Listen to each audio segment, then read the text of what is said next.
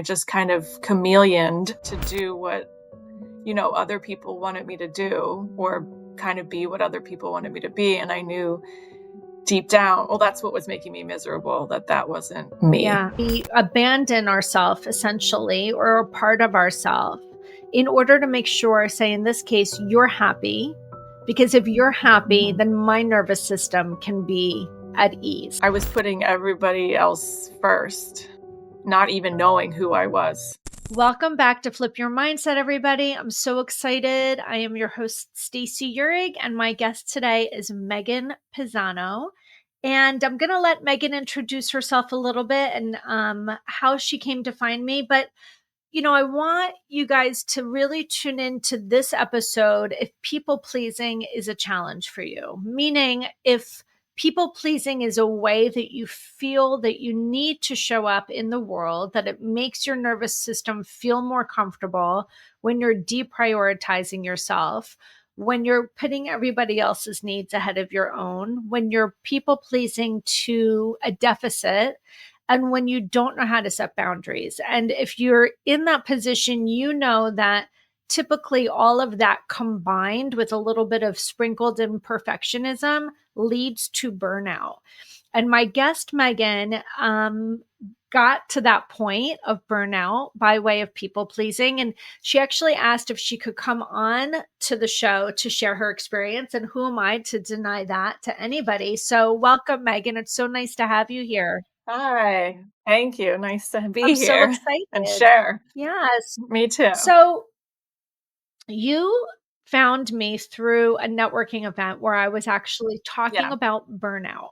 And so let's start Mhm. there. When you heard me talk about burnout at this networking event, what resonated with you? Focused. I focused in on you. I was like, that's me. That's me. That's me. And I knew immediately I needed to see you. Because during that time in my life, I was going through stuff. What was it that spoke to you specifically?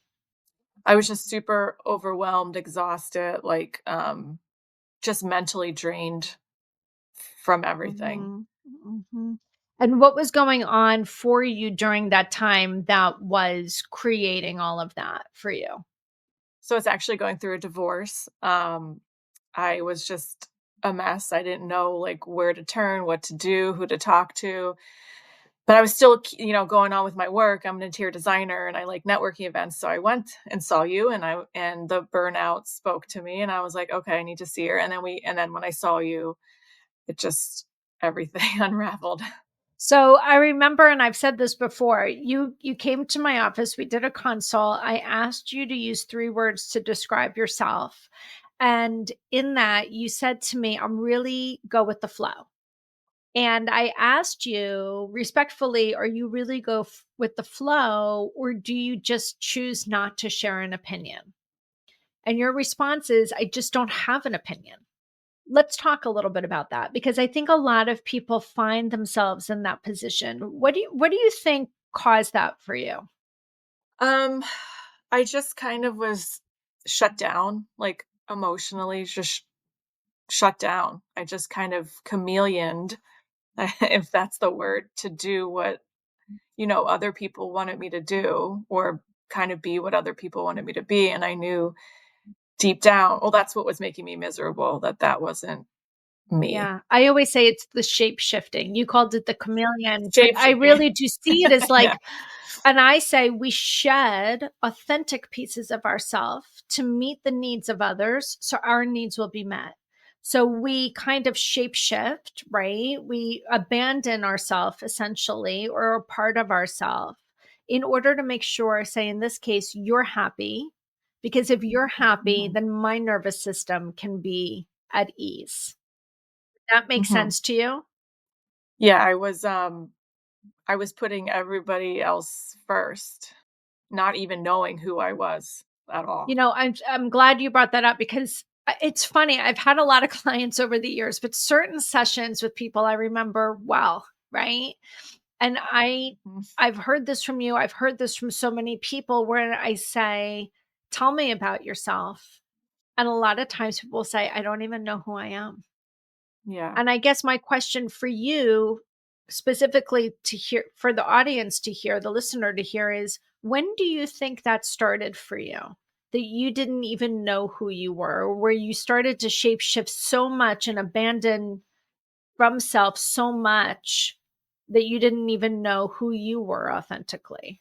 I mean, it started when I was born. I mean, I felt like I was always kind of like that, and then, after my 2nd child was born, that's when I really knew that something wasn't right, that I needed to kind of learn and grow and figure out who I am because I was not happy, like, at all. Mhm. Mhm.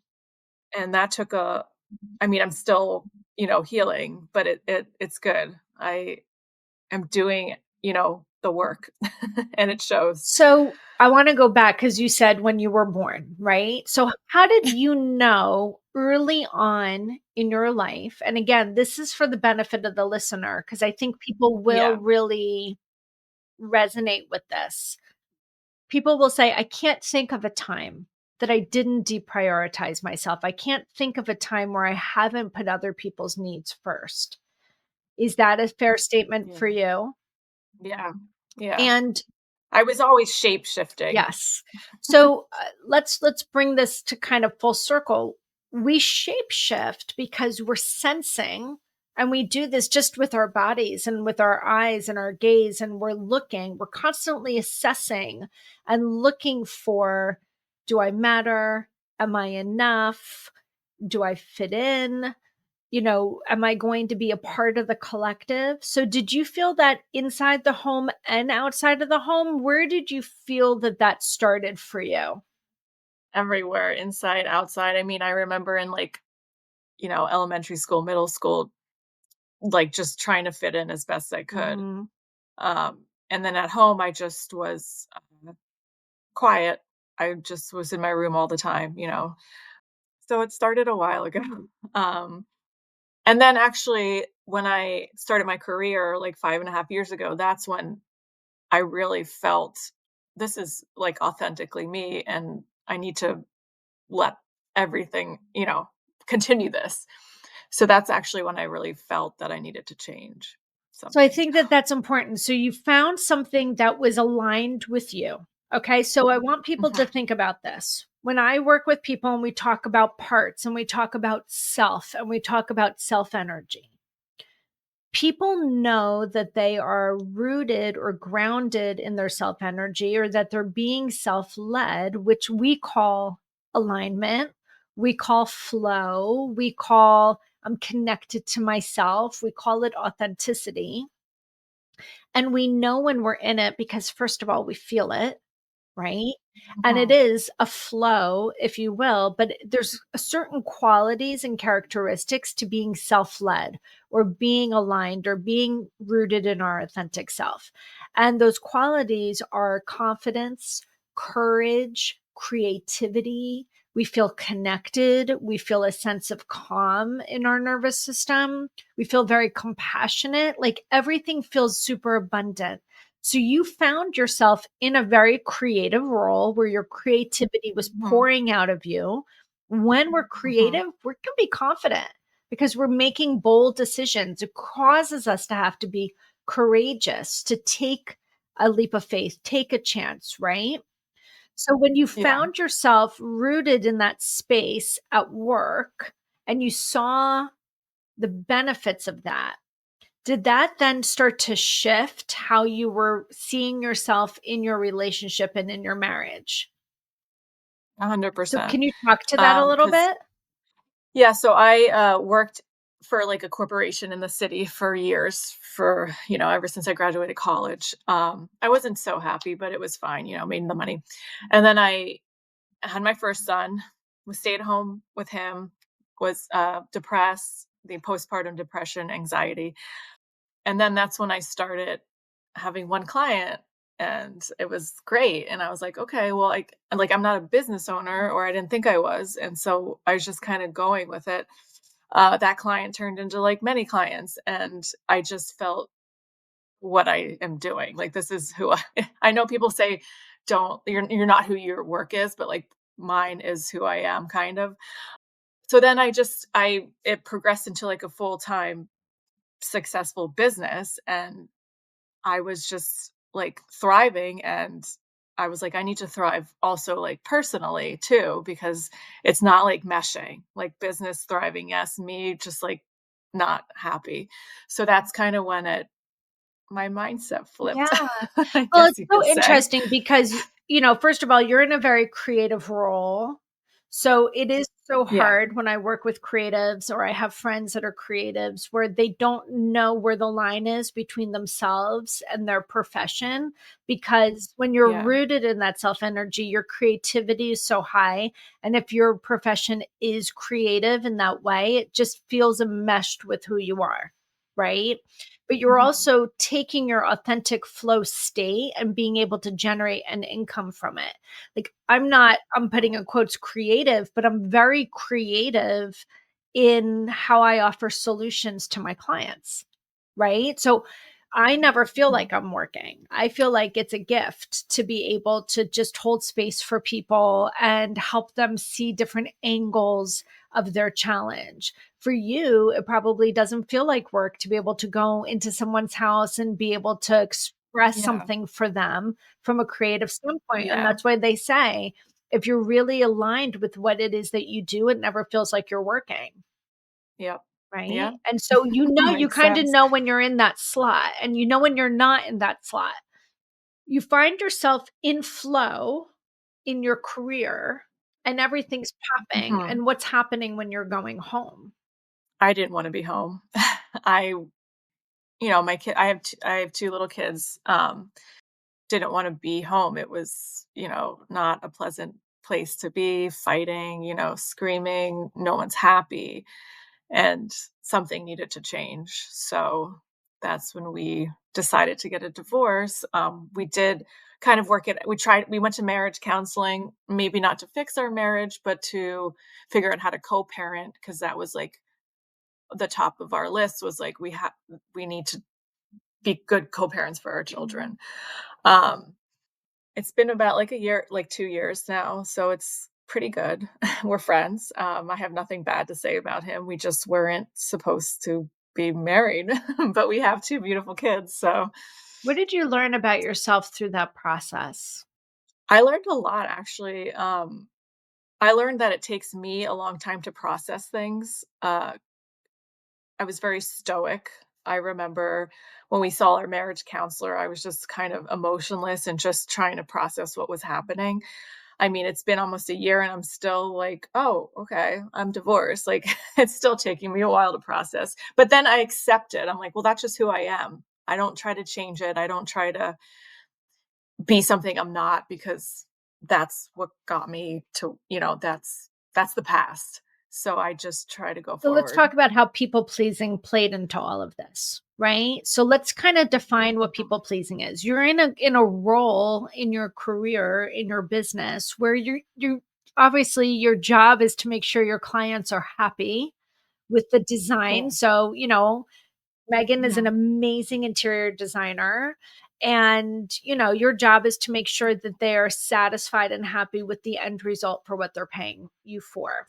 How do Mhm. you see that as different from being a serial people pleaser? Well, so when I tell my clients, I'm like, I'm not fluffy. Like, I'll just literally tell you how it is. I'm nice, I'm not mean, but I'll also you're paying me, so I want to give you the best of the best. And I'll tell you if we're not going to do that or this or whatever. So I guess that's how How is I'm not people people pleasing? pleasing Yeah, so them. then what it would be people pleasing for you? How did that show up for you that was creating so much turmoil within your own system? Um, because I would say yes, like I would just say yes to everything. I would just do what like in general, I would if someone wanted to go out, I'd be like, "Okay, let's go," even though if I didn't want to. Like, I wouldn't I wouldn't take a stand for myself. I would just do whatever And why do you anybody think I right, just so you weren't setting a boundary for yourself. If you were tired no, and you were exhausted and you didn't wanna go, so fill in this blank. I'd still I go. would not say no because I wanted to fit right, in. because if I and this is we're gonna do this little spiral. And I want to fit in because if I don't, then People would not like right. me. And if people don't like you, what could happen? Well, back then, what could happen is that I would be, like, anxious because the people don't like me, and I'd be like, "Why don't they like But think me?" about this. We're anxious about it versus like not giving a fuck, right? Like we're And anxious, now, yeah, right? We're anxious about the fact that people won't like me because if they don't like me, then what could potentially happen? I wouldn't have friends or associates Right. or, And if you didn't have it, you know, if you didn't have that, what would happen? I'd be depressed. Let's pull it that would be the I know, aftermath you're of trying to that. get me to say But think something. about it. If I say no to this request to go to a bar, they might not be happy with me. If they're not happy with me, they Yeah, may not invite me out again. If they don't invite me out again, then I'm going to fill in that blank. try to go out with them again, and I keep I don't But know. think about I it, don't know the at the answer. end of the day well, it's not a test, right? But I'm doing it because Yeah, this is a struggle for so many people, and I want yeah, people to hear this because as I'm doing this exercise for you with you, they're probably thinking the same thing you are on their end. yeah, So let's back it yeah, up. We get an invite. We don't wanna go. We're not honoring right. ourselves. We're not prioritizing our needs. We're prioritizing the need of something else. Okay. So we're going to say yes, Mhm, despite the fact that we don't want to go.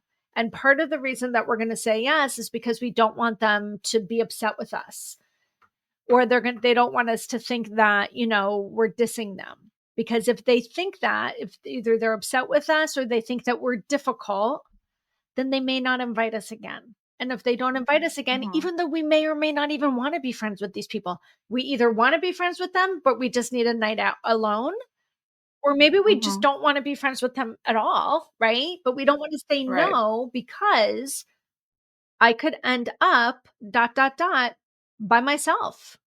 This is where the anxiety kicks in. This is where depression kicks in. Now, some people might say, I love to be alone. I really enjoy being alone.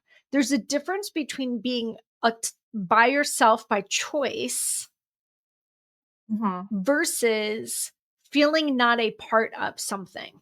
We're so hardwired to be part of a collective, part of a community, part of a village. And when we feel ostracized or we feel like we're not let into the mix or we feel like we're being on the outside of that, it's very dysregulating to our nervous system. It sends us this message of maybe I'm not enough. yeah, And so we deprioritize our needs and our wants because the fear of being alone is so huge for so many people. yeah. Would you agree with that? Yeah, I mean, that's the one thing that I am healing from is because 'cause I'm alone 50% of the time, and I love it. But I'm do you like, see the "This is difference great." between being alone and Yeah, yeah, being you have a not a choice. part of or not selected Right. as or not being the chosen one, even though you don't wanna be the chosen one. It's this You're internal right. turmoil. Does that resonate? Yes. Yeah, I yeah. have to say this, and I don't think that you'll mind, that's why I'm gonna say it. I love these are the micro shifts that I look for when, and I haven't worked with Megan in well over a year, but I remember at some point after we had been done working together, I got this random text from you, and you were like, "I just want you to know I'm on this yoga retreat, and I'm so proud of myself because everybody was gonna go on this boat ride, and Oh, I didn't wanna go, and the old me would have just done it, and the new me was like, "No, I don't wanna go. I'm just gonna sit by myself on the beach today." Do you remember that? I do remember that, Oh, my yeah. can you tell us a little bit about this and why this was so huge? I guess it was, like, a couple months it was last year, so maybe a couple months after I saw you, but, it was, like, a fun boat ride, everyone wanted to go on the boat, it was the last day, but I, like, knew that I didn't wanna go, that I just needed to be by myself. The old me would have been like, "Okay, I'll go," and then, like, probably been upset that I went, but I was like, "No, I'm gonna do what I wanna do. This is, like, my yoga retreat, like, I'm just gonna sit and take time." And I also was thinking, "What are people gonna think of me if I That's don't right. go?" Like, that was the thought in my head. Nobody cared. They were all like I mean, they cared, but they were like, do you, like, that's fine. We know you have kids. We know you need to relax, like, before you get your kids, like, do whatever you wanna do. So I've been continuing going on these yoga retreats once a year because it's, like, awesome. What did you learn about yourself through that experience? Because I think this is such a great example of the things that people are afraid to do, but I'm always looking for these Yeah, micro shifts in people, right? yeah. The say that Yeah, again, I'm so sorry. what did you learn about yourself in that experience? Well, I was scared to go on the first yoga retreat. We went to Jamaica because I didn't know anybody, and I was like, how am I gonna act? Like, I don't I was still healing, like, I don't know. I went, nobody knew each other, everybody was super open-minded. We're all kind of the same, like, we all are the same. We all want connection, we are, and, everybody was authentic. It was just, I felt like I could just totally be myself, no judgment. And the more that I'm myself, the more I'm authentic, the more people kind of gravitate, which is another thing, which is interesting. Yeah, it's taken, So is it fair still to say healing. that the more layers, the more masks that we shed, remember, we shedded a piece of our authentic self to meet the needs of others, so our needs will Mhm. be met. And that need that gets met is we feel like we belong in some way, shape, or form, or we feel loved, or we feel enough. But now we're walking around with all these fragmented parts of ourself. As we Yeah. drop those fragmented selves, and we kind of get Mhm. back to our original self, which is that authentic state. Not only It's do we lovely. not hustle, but you just said it, we then attract Mhm. what is meant to be in our Mhm. space. It's really great. I mean, I never thought that I would be where I am now, divorced with 2 kids, but I am, and I have like friends. I have very specific friends that I keep in my life. They're, what's that saying? The smaller your friend group is, the more authentic you are. That's how I feel now. Like, I have the best of friends to support me. I don't know. It's not like an overnight thing either. It's taking like almost two plus years. I'm sure it's, to heal and to figure out who I am. And Yeah. but yeah. So, as we're on our healing journey, as you know, it's not a straight line, right? Nothing's linear. It's up, down, it's all around, it's in and out, and Mhm. all kinds of twists and turns. So, Yeah. I always say when I'm working with people, this is not going to be a straight line. And don't be surprised if you're calling me in a year or 6 months or whatever, and you're like, I need a tune up. I just took 5 steps back. And it's not a step back, Yeah. it's just a part of the process. So sometimes people feel like Right. lit and energized and like out of their minds so much better as we're doing the work, and they're like, okay, I want to take a beat, I want to take a pause, and then a cacophony of things happen. They find themselves kind of flowing towards back to these old coping strategies, right? Like I see Mhm. people pleasing as a coping strategy, and then they start to panic and they say none of it's working, it's all fucked up, it's all bad, ba ba ba ba ba. And I go, no, it's just this is part of the process. Like we kind of get into our routine and then we Yeah. slide this way and we slide that way. And that's why we call it a journey, right? So Yeah. as you have found yourself on the journey where Mhm. you're like, oh shit, I'm leaning back into not setting a boundary, or that didn't go the way I wanted, or I'm finding myself people pleasing more. How does that feel now to your system? And how do you recognize it? What do you do? I well, so, like, I mean, very recently, we went to Disney, my ex and his girlfriend and my 2 boys, and it was 5 of us, and it was really great and awesome. Then I came home and they had the kids, I felt, like, really down. I was like, "Why do I feel so down?" Like, the stuff's coming back up. And it's because, and so I sit with it and I figure out why I'm feeling like this, and I never did that before. I never Mm. sat with it. But I'm like, "Okay, breathing, like, why do I feel like this?" And it was because it was like a family time, and it's like coming home and it's just me now. And then with so it's just, it is a roller coaster, but now I know how to kind of cope with the feelings. Like, uh sit with them and let them come and go in my mind, and it's just something you have to learn, I How did guess, you to deal with do. it before? Because I think that that's important for the listener. So you're able to sit with the discomfort, is what we would say, Yeah, right? It's uncomfortable, but you get mhm. curious. Is that fair to say? Yeah, very Okay. curious. And Yeah, that's really in my opinion, one of the best things we can do. Is the opposite for me of curious is judgment. Right? So yeah, instead of saying, "Gosh, why am I feeling this way?" It's more of that self-judgment of, "Why am I feeling this way? I shouldn't be feeling this way, and I'm beating myself up for feeling this way." Versus yeah, the curiosity of, "Huh, I wonder what are these remnants? Like, what else is going on in me where I right. feel not completely in alignment?" That's exactly what it Right. is. In the past, before you learned how to sit with that discomfort, what would you do when you had the discomfort? Um, I was just so like, beyond Right. anxious. I don't know. I was just, like, not calm, not calm, cool, and collected. I was just like a Can you maniac. I was like, share "What's going on?" Yeah, can you share what because anxiety shows up differently for everybody, there's a lot of common denominators. How would you know you were anxious? Well, my heart would start pounding, and I would start sweating a little bit, and just my brain would just, like, keep going and going. Now, though, I know, or I yeah, like you said, I'm curious, and I, like, look inward and figure out why, and I know it'll And when pass. that happens, are It you always able does. does it soften a little bit? Does it quiet?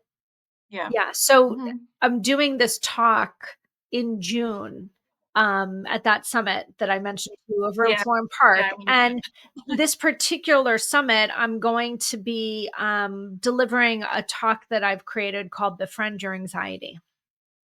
And the idea Mhm. behind it is, when we get that I call it an activation in our nervous system, right? To me, the in the lexicon of English dictionary, we have a word to describe a series and a collection of symptoms of an activated nervous system, right? So you said your Mhm. heart was pounding, some people they sweat, their blood pressure Mhm. goes up. They get an irritated stomach. Their stomach's off. They have a hard time breathing. Their throat feels like it's closing up. They might even get flushed a face. Their mind starts to race. This is all an activation in the mind and in the nervous system. We label it Mhm. anxiety. We have a word for it in our lexicon. But when I sit with my clients and they come in and they say, I have so much anxiety, I'm having a panic attack, I'll say, how do you know? And I'm not questioning you. I want you to describe it to me. And what I say to them is imagine that you were in that state in another country and you were Mhm. trying to explain to somebody and you said, I'm having anxiety. And the person goes, I don't know what this word is. What do you mean? You would have to break it down to this physiological response. And when I'm able to show my clients, it's a word for a series of physiological responses. And there's a reason why our body is activated and causing that series of responses. This is where the curiosity comes in. What is going on in and around me that's leaving my Mhm. mind and my body feeling like there's a perceived threat? And that perceived threat is I'm by myself, I'm alone. Who am I if I'm not a mom? Who am I if I don't have my kids? This feels uncomfortable. Sometimes it's almost like a tethered cord, right? With our kids, like that Mhm. umbilical cord getting stretched. Like it Yeah. doesn't feel safe to not be with our kids. So there's a lot of things there's something known as neuroception, which is like your sensing of safety in and around you. Like imagine like the little hairs on your arms, like we sense it. We don't know it. We Yeah. just feel it. Um, that in and of itself can cause your body to say, I sense a threat, perceived or real, and I must act as though it's real because my job is to keep you alive. We have to activate everything. And so everything starts to kind of like go up to 100. So, like, your heart goes up to 100, your lungs go up to 100, your digestion goes up to 100 because we have to outpace whatever the threat is. Does that make sense? Mhm. Yeah. When we can get curious with whatever it is, a part of us, our body overactivating. The moment the body senses, hey, I see you're activated, it can then say, do I need to be activated? Do I need to be on? Can I back off a little bit? We can negotiate with our body and the parts of ourselves that get activated to say, hey, I feel you, I hear you, I see that you're activated, Mhm. but actually we're safe. We don't Yeah. have to have that deep of a dialogue with ourselves, but the reality is once we start to get curious, our body can go, oh, I don't have to be burdened with this responsibility of keeping Megan alive. She's Yeah. okay. And then it Yeah. can start to soften. And over time, it softens more and more and more. But all of that is actually a very normal response for an abnormal set of circumstances. And the abnormal sort of set of circumstances in that situation is we believe that we're a threat. And that Mhm. feels often with people, even if you just dropped your kids off at preschool sometimes and it's not in alignment with maybe what you want to do. Maybe you want to be a stay at home mom. Maybe you don't like your job. Maybe you have guilt for putting your kid. I'm just using this as an example. You're going to Yeah. leave feeling like you want to throw up. That's an activation in the nervous system, Yeah. Makes sense. right? So Yeah. tell us where you are today in this journey. How often do you find yourself people pleasing these days? Um, Not often. I'm just trying to keep I'm still, like, on my journey as well as my kids, so it's still kind of new for us, this new normal. But as soon as my ex moved out of the house, I did whatever I wanted to the house. I redid it. I kind of just, I hired one more employee, so I have 3 employees now, so I'm just kind of doing what I feel is right, even though it may not be someone else's right. It's a huge learning process. So I was just texting my girlfriend yesterday. I was like, this is crazy. Like, how do we make decisions by ourselves now? Like all this stuff. Well, I'm really But glad that you brought it up because I was just in a session with a client earlier today about self-doubt, and not yeah. feeling comfortable making decisions and being over reliant on other people's opinions and validation Mhm. in order for us to make a decision. And did you feel like that was also a learning curve that you had to kind of hurdle? A big learning curve. Yeah. Because I am the worst. Like, I didn't make decisions. But now I have to make all the decisions, in my household. And that is still a learning curve. And I'm 40, so I'm like, "Well, I got this far, Mhm. so I'm pretty sure I could make a decision." It's the self-doubt, but so far so good. Whatever feels right to me, like, when I with the kids, I is And I okay, and I'll guess my do it. question is it okay to make a mistake?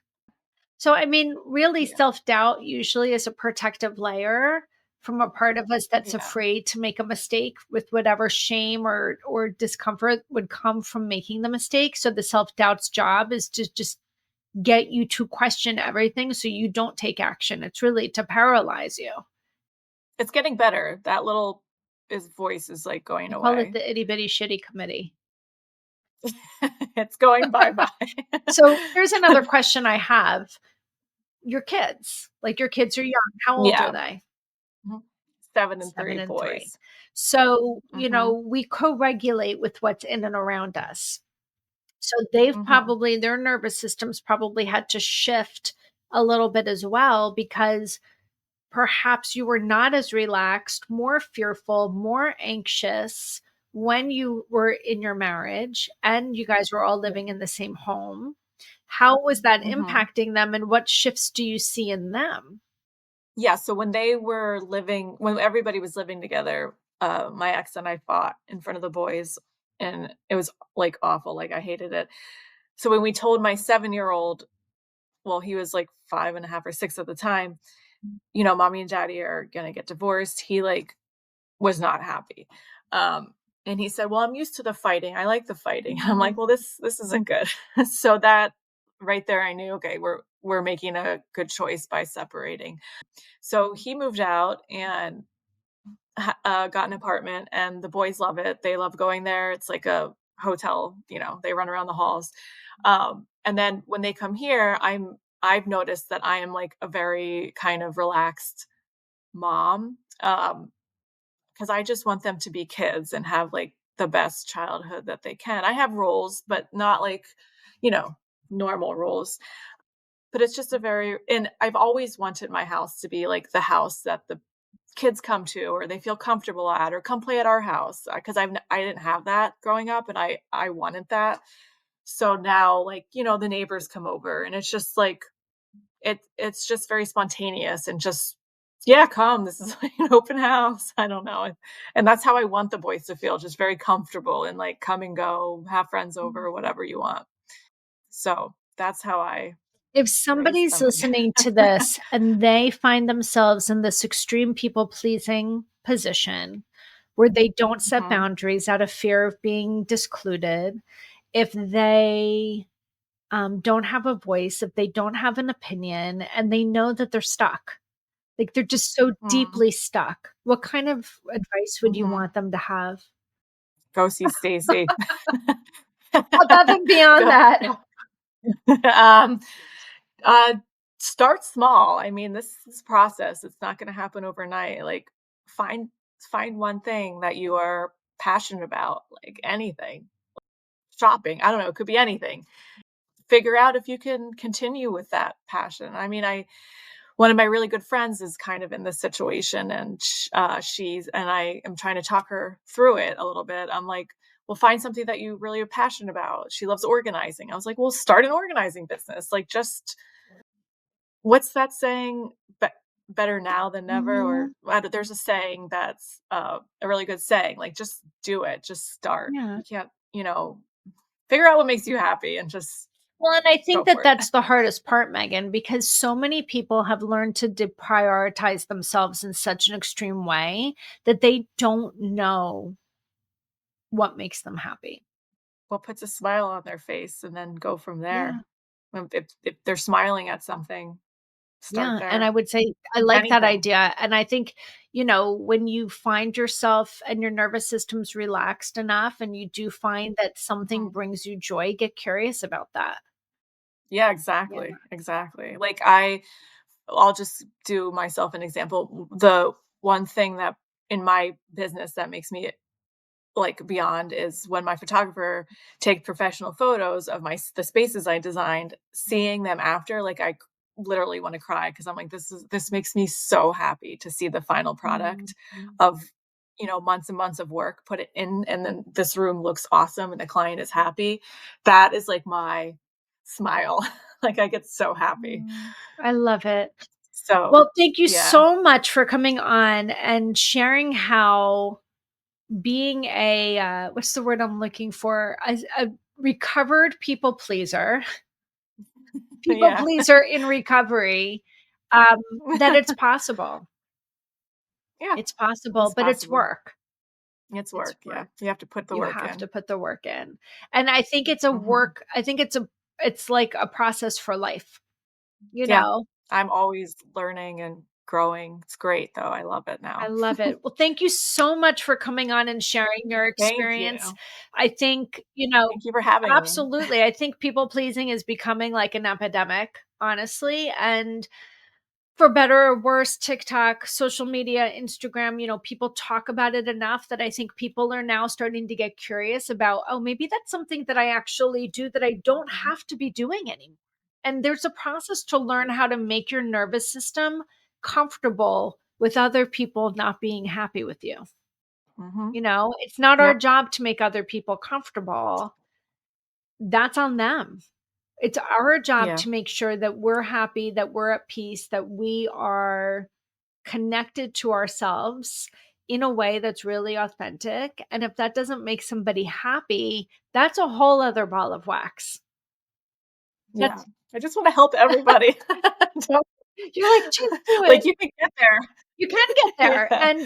it's work, and part of it really is so much about the nervous system, because that's what feels uncomfortable.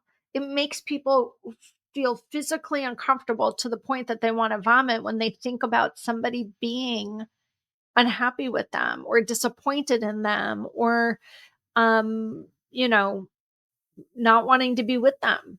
And that feels like a Yeah. threat to their being. And if that's speaking to the person that's listening, it's important that you start to recognize that, because that's not a normal state of being for the nervous system. It might be your normal state of being, but it is a myth of normal. That's not the way that your body's Mhm. designed to be. And it actually can feel better and it can feel different. And for some people, that's going to require a major shift. I mean, in your case, it was a major shift. You ended up getting a divorce.